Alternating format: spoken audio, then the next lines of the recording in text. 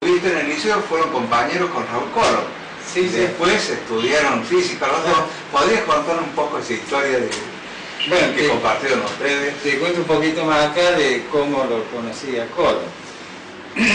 Resulta que los dos estudiamos en el liceo, en General Paz de Córdoba.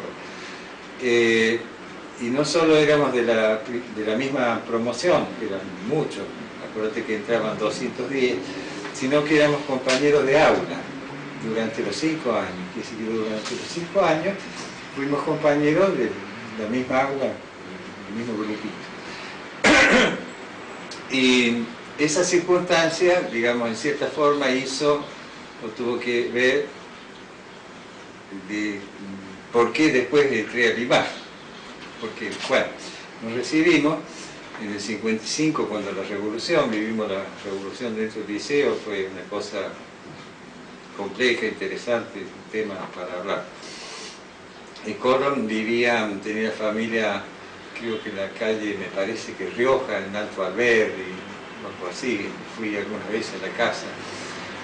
Bueno, entonces nos recibimos y los dos teníamos la intención de seguir estudiando.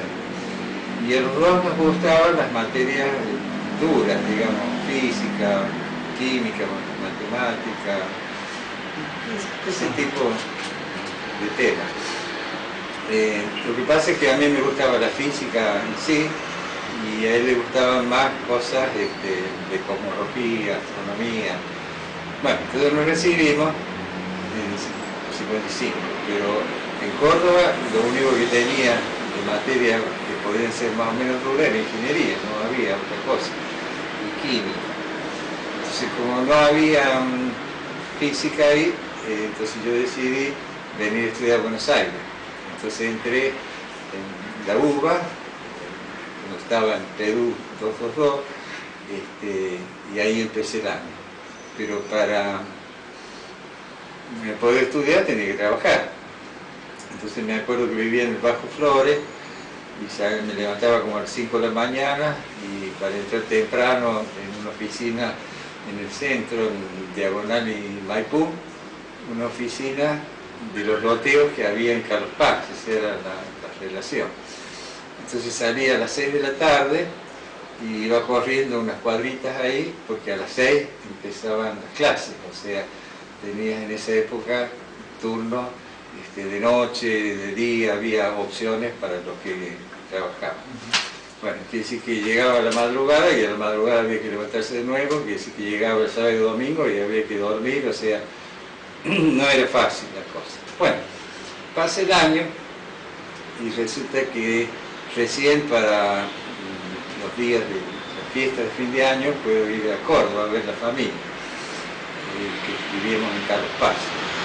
Entonces, bueno, voy allá, cerca de Navidad, y en una de esas, en la calle, en Carlos Paz, me lo cruzo a Colón, que, bueno, había ido a estar ese día en Carlos Paz, y entonces, bueno, nos ponemos a charlar.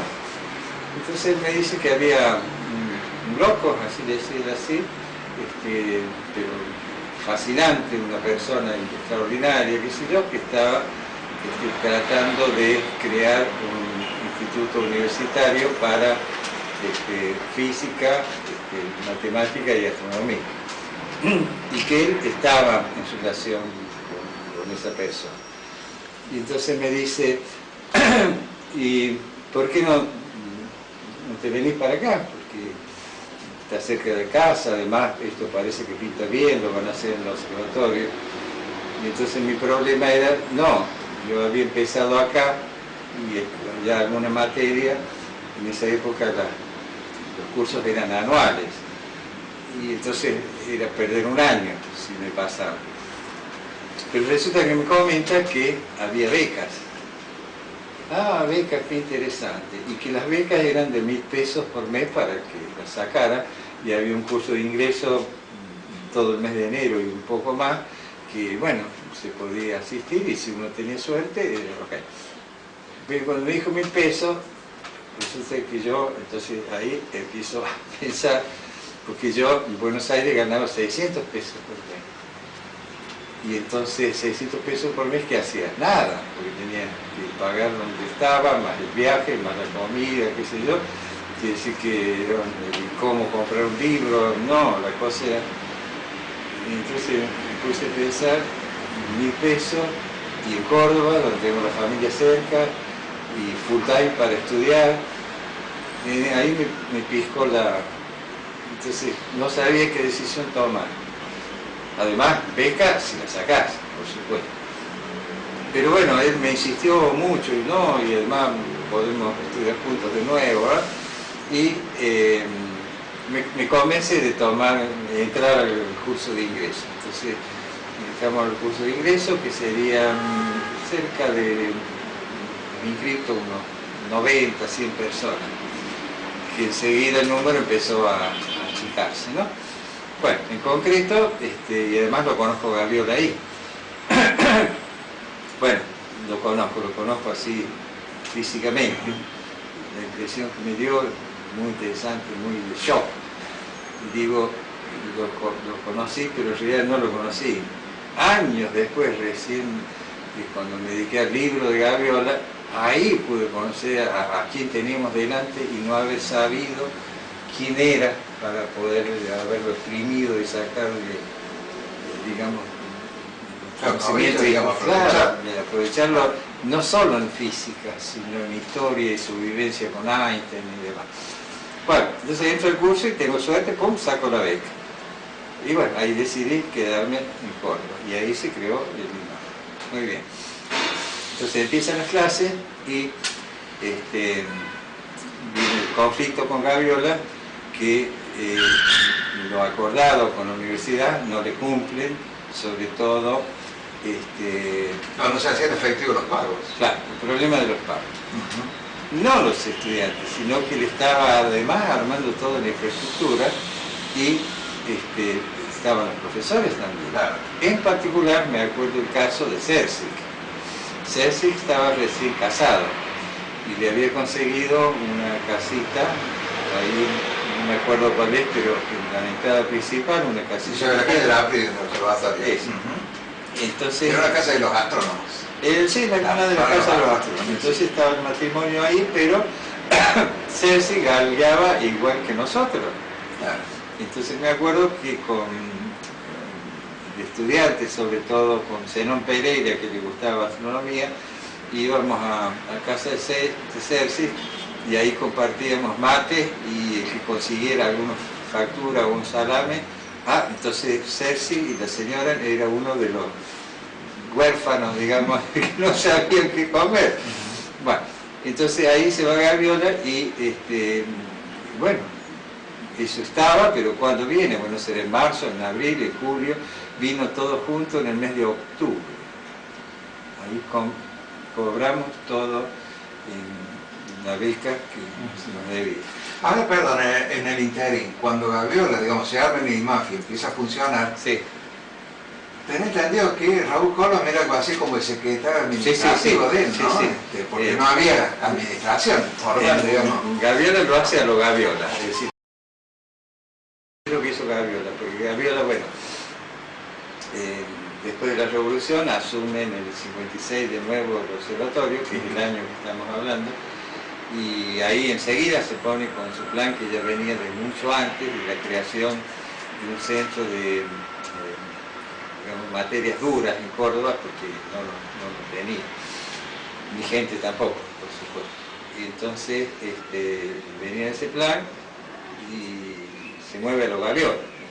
Entonces, ¿cómo? O sea, sin dinero, contra todas las dificultades y demás. ¿Y qué hace? Aprovecha a los pibes, porque esa era su esperanza. Quiere decir que el punto de apoyo de Gaviola para la creación del IMAF son los pibes.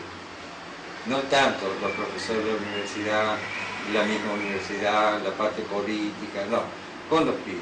Y entonces ahí moviliza pibes de los distintos colegios, claro, para que peleen por esa oportunidad que le estaban trabajando. Y en particular también algunos liceos, y en particular Colom, que le eche el ojo, porque ya él lo calibra desde el inicio, para colmo Colom, interesado en astronomía, entonces era su secretario privado.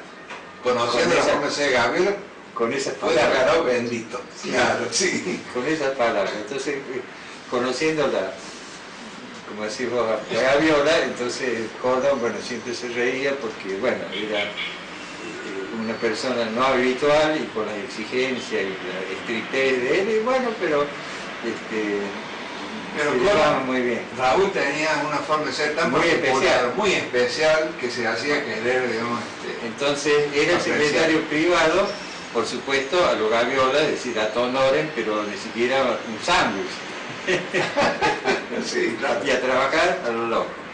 Y entonces él le llevaba los papeles y conseguía los contactos con los periódicos para las declaraciones que él hacía. Era un trabajo infernal. Y el principal ayudante de Gaviola fue Colón, y en los años posteriores, ya estudiando y como profesional, en cierta forma esa relación, digamos, que uno le dice secretario privado, siguió manteniéndose. Bueno, entonces ahí surge el IMAF y, como te digo, en octubre cobramos todos juntos. Y entonces, qué lástima, porque la parte de becas era para los que no tenían recursos. Incluso hay anécdotas lindas, una la cuento digamos, en el libro de Gaviola. Digamos, están los que sacan, digamos, las mejores notas en el examen de ingreso, pero para Gaviola las becas no era solo para aquellos que consideraba que iban a poder ser aptos, sino que además necesitaron la beca. Porque, digamos, entre los que salen primero sale Miriam Goldenberg. Y entonces, bueno, la beca, y parece que se le iba a dar la beca. Entonces un día viene el papá de Miriam, que era un industrial en Córdoba, y habla con Gaviola y le dice que bueno, que muchas gracias porque su hija parece que va a sacar la beca, pero que él no la acepta. Porque las becas son... ellos ya tienen un sentido de ayuda. Claro. Bueno, lo que pasa es que el padre de Miriam era comunista. Era del partido. Entonces no aceptaba que una beca se le diera a su hija, que tenía comida, ¿verdad? Y entonces Gaviola no dijo nada, pero en la forma de ser de él, pero valoró mucho esa opinión. Y otra cosa, los dos hijos de Gratón también salían, y ahí Gaviola es el que decide no darles la beca. ¿Por qué? Porque papá tenía casa en el observatorio, que se lo daba el observatorio, tenía casa, comida, estar razonable, entonces no justificaba que se dieran las becas. Eso Livio Gratón nunca lo perdonó. Pero bueno, son cosas de los Gaviola. Entonces, bueno, arranca el IMAF y, como te digo, recién en octubre vienen todos esos meses juntos, y a muchos ya los había afectado, a los más pobres. Me acuerdo de algunos de Santiago del Estero que, bueno, abandonaron porque no podían comer. Ya Gaviola se había ido con Raúl Colón y algún otro también. Sí, ahora te cuento esa parte de la ida. Okay. Y uno de los que estaba en esas circunstancias, ¿verdad?, era Iglesias. Ah, ¿Te acordás? Sí, sí, me acuerdo.